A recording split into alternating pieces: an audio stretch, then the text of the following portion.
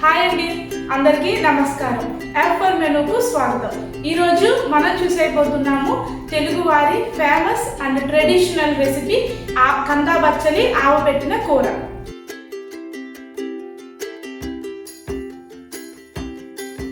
మా వీడియోస్ కనుక మీకు నచ్చినట్టయితే లైక్ చేయండి, షేర్ చేయండి, అలాగే మా ఛానల్ని సబ్స్క్రైబ్ చేసుకోండి. మా ఛానల్ నుంచి అన్ని నోటిఫికేషన్స్ వెంటనే పొందడానికి పక్కనే ఉన్న బెల్ బటన్ ప్రెస్ చేసి ఆల్ ఆప్షన్ సెలెక్ట్ చేసుకోవడం మర్చిపోకండి. ముందుగా కుక్కర్లో కందను తొక్క తీసి ఇలా ముక్కల కింద కట్ చేసి కొద్దిగా పసుపు ఉప్పు వేసుకొని 3 విజిల్స్ వచ్చే వరకు కుక్ చేసుకోవాలి. ముందుగా ప్యాన్లో ఒక 8 స్పూన్స్ ఆయిల్ తీసుకోవాలి. ఆయిల్ బాగా వేడయ్యాక దీంట్లో 1 స్పూన్ ఆవాలు వేసుకోవాలి. అలాగే 2 స్పూన్స్ శనగపప్పు, 1 స్పూన్ మినప్పప్పు వేసుకోవాలి.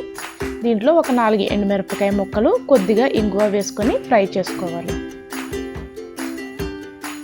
కరివేపాకు, ఒక 5 సన్నగా తరిగిన పచ్చిమిరపకాయ ముక్కలు చీలికల కింద కట్ చేసుకొని వేసుకోవాలి.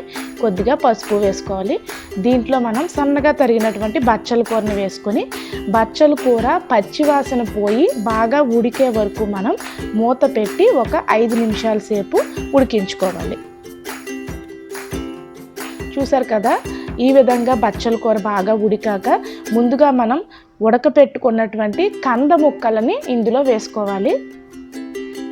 వీటిని బాగా మనం కలుపుకోవాలి.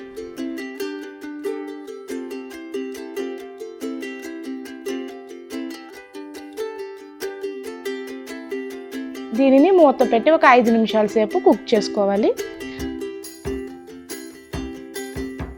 తర్వాత దీంట్లో కొద్దిగా చింతపండు పులుసును పోసుకొని బాగా కలుపుకోవాలి. మూత పెట్టి ఒక 3 నిమిషాల సేపు కుక్ చేసుకోవాలి.